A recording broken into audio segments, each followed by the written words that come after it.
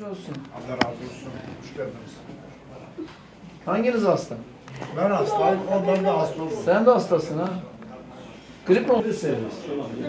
Tamam biz birazdan seni aldıralım. Baksınlar. Bir acilde bir baksınlar neyin var neyin yok. Başkanım acile bir baksınlar. Tamam. Bakarız. Niye söylemiyorsun sen? Ben iyi hastayım. Zaten kan kanseriyim ben. Kan bağışlıyım. Yok yok yengeme de biz bakalım. Nerede oturuyorsunuz siz? Buradan. Nur'da. Geçmiş olsun. Tanıyor ben tanıyor.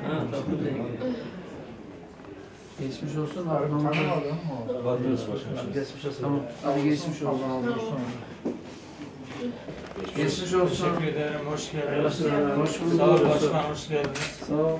İyisiniz. Şükür siz nasılsınız? Çok şükür. Sizleri gördük daha iyi oldu. Sağ olasınız. Gözlerin rahatsız. Katarak oldum, ondan sonra enfeksiyon kaptı. 3 aydan beri işte gidip geliyoruz. Evet. Bakın şu para versin. Sağ olun. Ablam. Geçmiş olsun efendim. Hayırlı akşamlar. Rahatsız olma. Yat sen yat. Kalkma. Kalkma. İyi misin? Allah'a bir şükür. Allah şifa versin sana. Gel. Oldu mu? Var mı yapacağımız bir şey? Evet. Sağ olun. Teşekkür ederim. Hayırlı akşamlar. Rahatsız olma.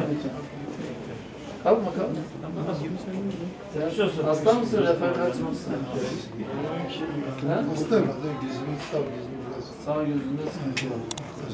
Geçmiş olsun. Sağ olun. Teşekkür ederim.